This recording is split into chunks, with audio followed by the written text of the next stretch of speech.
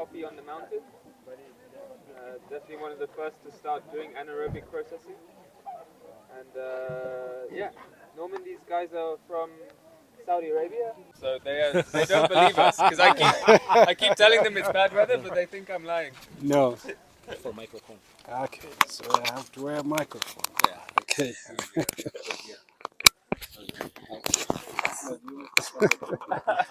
So I'm doing filming here. Yeah. Okay. Okay. So this is the coffee yard. I have my colleagues that I work with. I will allow me to introduce them to you before I can proceed. We have Catherine. Yes. She works in finance. We have Maureen, who works in traceability. We also have a big team that works in operations, and we work with about 40 people as permanent workers, and we work with over 150 people in total during the season. So our biggest labor force is women, because most of the work that they do requires a lot of sorting. So what we do here at the coffee yard, we work directly with farmers. We have 32 buying stations, which are manned by farmers who are entrepreneurs. So we have farmers who are selected by their members. They buy coffee on behalf of the farmers and deliver the coffees here. So what normally happens on a daily, farmers will deliver coffee here. Sometimes due to poor road network, the coffee comes with motorbikes like this one, which they have just delivered. So you have come in at the right time. Yes, the borders. Yes. Actually, this bag that has come in is coming all the way where you were in the field. From the mountain. From the mountain. So they have to ride it up to here. So once the coffee arrives here, we have a weigh scale. We weigh the coffees. Yeah. Okay. They grade it with the water?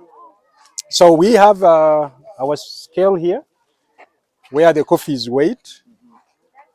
We take the measurement in the presence of the supplier. He witnesses how many kilos they are. You want to confirm whether the scale is... Confirm, is it check?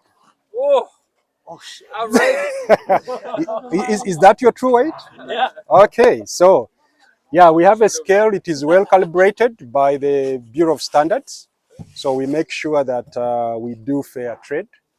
So once the coffee has been weighed, we issue a field weigh note that the supplier takes back.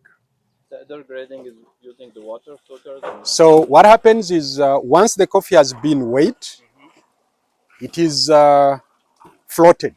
Okay. So during the floating process, we are separating the floaters from the sinkers, the sound beans. So normally we will buy coffee based on the contracts. There are contracts. Now we are running a commercial contract. For example, this person wants his coffee just clean coffee, cupping 81, 82. So we will buy a coffee. It comes as a mixed grade, but we do the processes. We float, remove the floaters because they have a lot of insect damage. This affects the production at a later stage. But when we take it out at this level, it allows us to reduce on the task ahead. So this coffee is normally put on the beds. That is the next level. So the next level is once we have finished washing the coffee,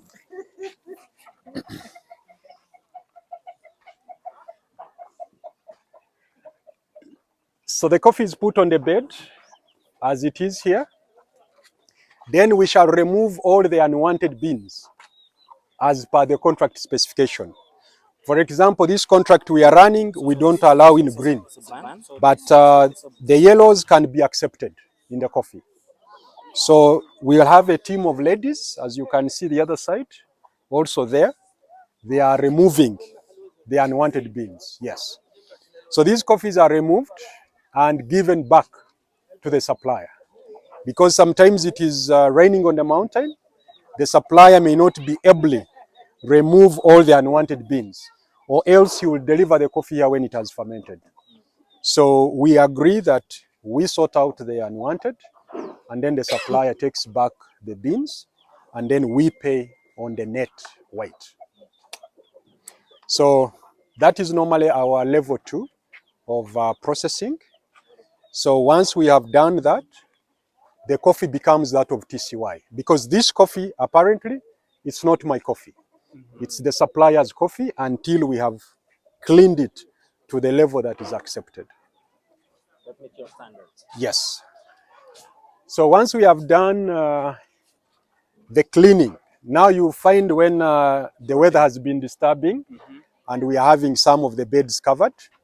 So it takes us to the next level where we do the dripping of the coffee. Okay. So this coffee is normally dripped, depending on the weather, for a period of 3 to 4 days. So once the coffee has dripped, we do now grading of the coffee because it is showing us a lot of non-uniformity. So at this level, we are doing the grading and standardizing the coffee to make sure that we have consistency in what we are doing. So they will separate all the different defects, I will call them, and then we have these other coffees also handled as a separate grade. So once this stage is done, this is the most hectic stage because you have to manage, for example, the amount of sugars that has to be kept in the coffee. If you take out most of the sugar, then the coffee will give you a different profile. So this is where it is very sensitive. So we manage that stage. So all those shades, as we will see, they have ladies that are doing this level of grading. Yes. Sorry.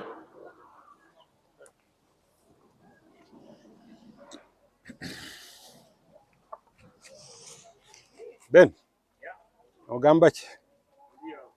Nimumbaziisa olujungu.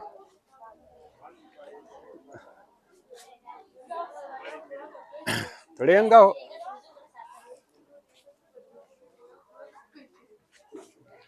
So, yes. Oh, I have to be next to you. Yes. Mulembe. Tulinawo abagenyi abatugulako emmwanyi era bayitiddewo tulaba n'emirimu gye tukola. So in here we have the ladies who are doing the grading of the coffee. As you can see, in these bags there is already graded coffees. So they do the grading to standardize the berries. What's the moisture when you make it here? This coffee is still wet. Still wet. It is still wet and it still have, it's still like moisture 40 something. Okay. Yes. So here we are only reducing on the amount of, on the sugars that we keep in the coffee. Yes. So how do you check with the bricks meter? The sugar level? No. Or taste? Yes, it's just basically out of experience Okay. that we keep working with the coffee and then we know this is what is required to move it to the next level. Okay, gentlemen, we are moving this way. Okay. Now, once the coffee leaves this stage, based still on the contract, there are those who like the coffee more floral. If the coffees are more floral, then I make sure that the coffee is moved into fermentation for a lesser period. If someone wants the coffee more winey, then I take it into fermentation and I have to push on the amount of hours that I'm going to ferment the coffee. So once that stage is done, then it goes into our magic room where The magic happens. yes. So what happens, all those ladies who are sorting the coffee, they have their coffees here. So each one is paid per the weight they have graded. Yes. So those coffees come here, we do the weighment, and then it goes into fermentation. Here,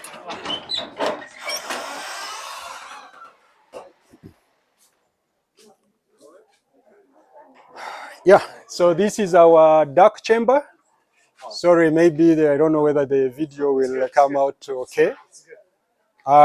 So in here, it's where we are doing the fermentation. And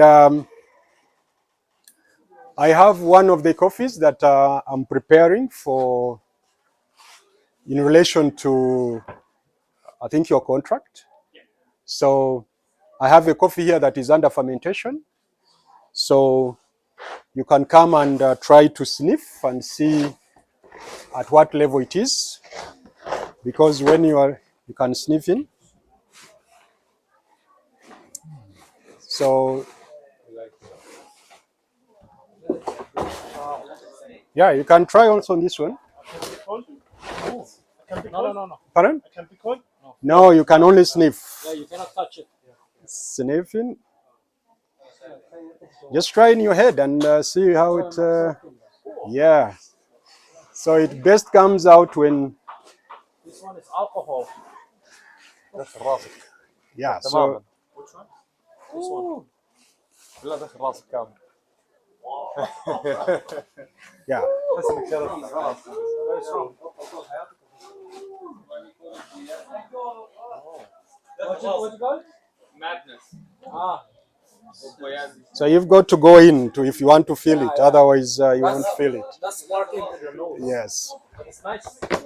Nice Yeah. smell. So So this is when you want to push into the more winey flavor. exactly.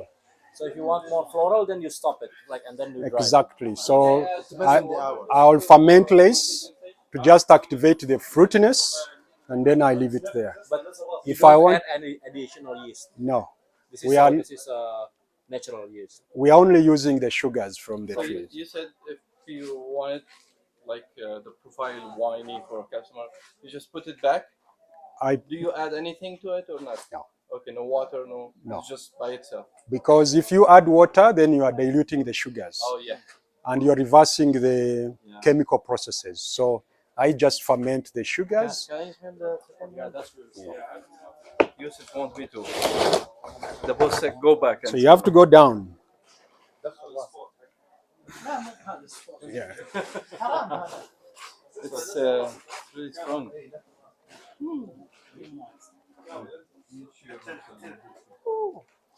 So You want to make some, huh? yeah. Oh, but it's nice.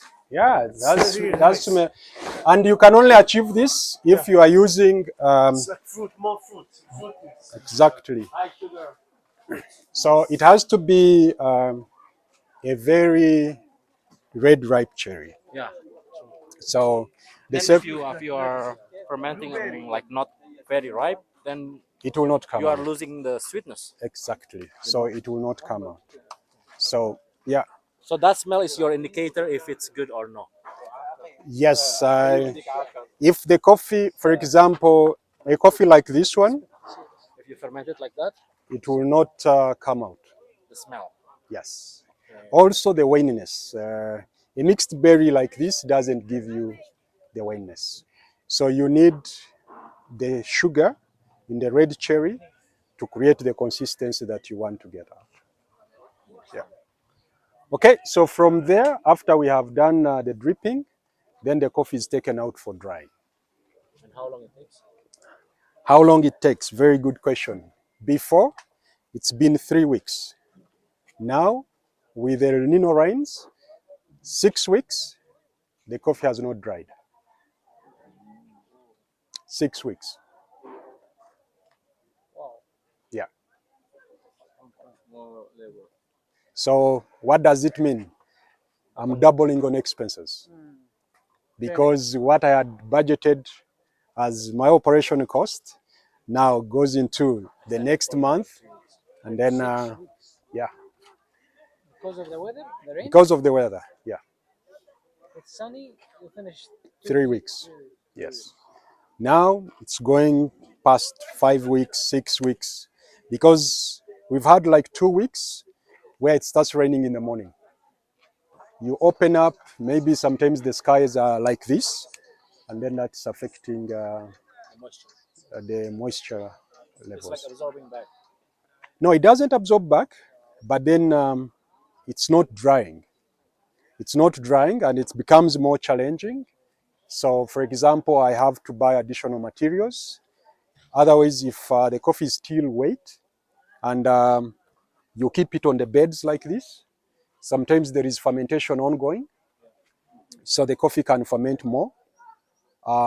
We've had to buy additional tarpaulins, the plastic mats, such that we are able to reduce on the volumes, spread the coffee, and keep it in that particular profile that we want the coffee to be. So it's a hands-on. Sure. So what happens is, based on the different contracts, I have satellite farmers on the mountain that I permit to pulp coffee for me and bring it here, because there are some areas which are very hard to reach. So what we do is we come here, we do a demonstration on how we would like the coffee to be pulped. Okay. So if you look at these two coffees, so I will tell a farmer, can you do a pulping and present me a coffee? And we'll also do another pulping together with the farmer, and also we have a presentation of the coffee. And then we compare the different notes. Yes, so that's why you will see there is a distinction. So you teach them how to adjust the pulp? Like how to adjust the pulp, the type of cherries that need to be pulped for that particular contract. Picking. Yes, what they should pick, the timeliness at when they should pulp the coffee, and then we take them through the process on how we go about it. Yes. So they get better, right? Exactly. So once we've done the pulping of the coffee, we normally do the grading also. Do they drink it? The farmers, yes, they do. Okay, good. So before the start of the season, we also run different trainings. For example, to uplift our standards, what we normally do is we prepare a very good coffee for them. We prepare an intermediate coffee, and we also prepare defects. So they understand what exactly. So we do blind cuppings with them. Put 3 cups on the table, say drink. So they drink on each cup, and we ask them, what is your preference? Sometimes they will drink on the defect and they will just spit it out. We're like, thank you. That's what it means. If you give a coffee with a defect, the buyer will also spit it out. That means he will not be able to buy. So if you select a good coffee, then these are the good beans that make the good coffee. So gradually they have come to understand. That's why when we remove all the defects, they are able to take it to another market. Because they know here, we don't buy defective coffee. So this coffee is normally graded. After grading, if it's our specialty coffees, we also do it different. We have our skin drying section. So these coffees will be skin dried here to allow the coffees to cool, because the coffee has come from the tree. It has, the coffee has been sitting on the tree for the last 6 months. Yeah. Then someone picks it, starts carrying it, puts it in the machine, remove the skin. It's like undergoing surgery, of some sort. So washing, there is scribbling of the coffee. So we want it to rest. We let the coffees rest before we even take it to another level of drying, because the sun is also going to add more pressure on the bean. So we let it rest. Once it's done, once it is skin dried, then we move the coffee to the greenhouse. Yeah. So how many days Usually until it's skin dry. If I don't have pressure, I normally keep it for up to 5 days because there is enough aeration and the coffee is not molding. Yeah. So this is just dry based on with the air. Yes, there I'm doing just Slow dry. exactly.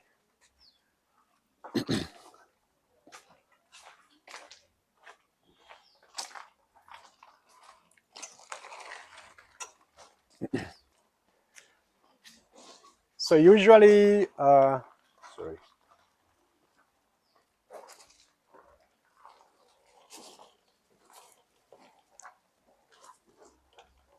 The rest of the team. So usually we'll bring the coffee here for a slow drying process. The greenhouse helps us to at least preserve the chemical properties of the coffee. It will not rush like if we put it on the open sunshine. What happens here, you can see from this coffee, it was a fresh coffee pulped, but there is an observation we are making. You will see this coffee has some brown beans, and then it also has beans that are white.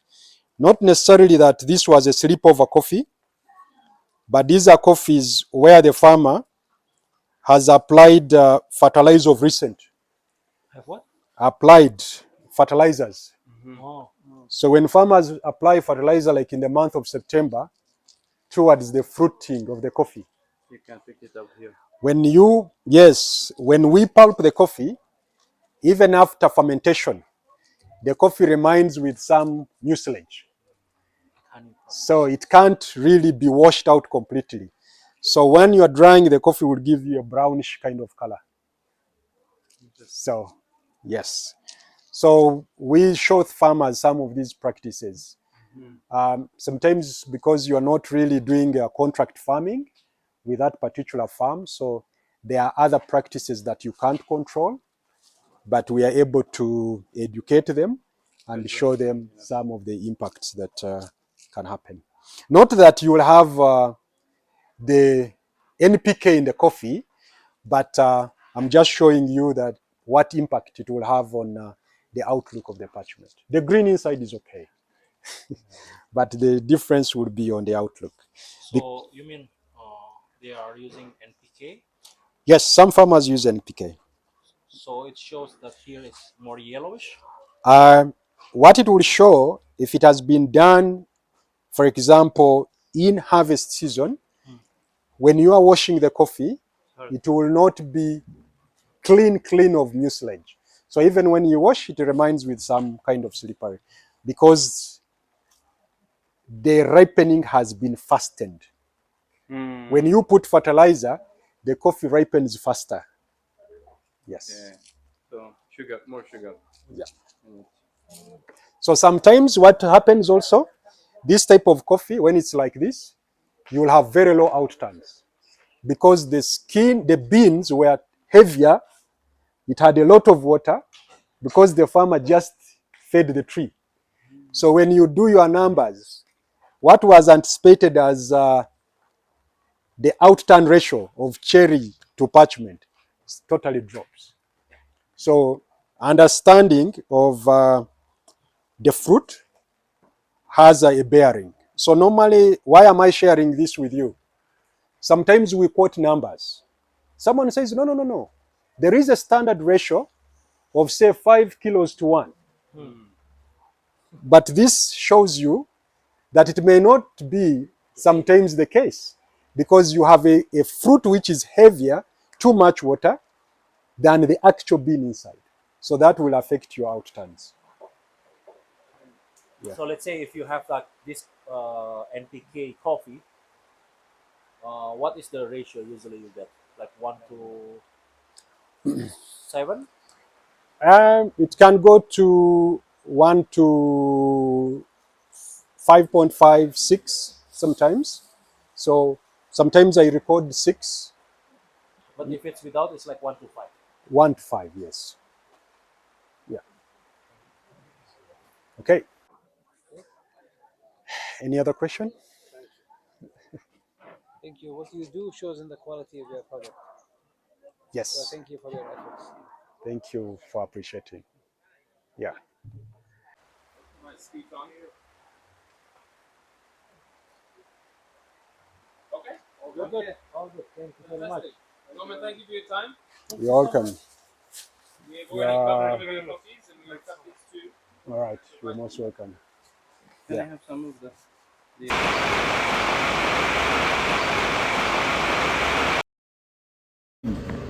So there used to be guys with bicycles.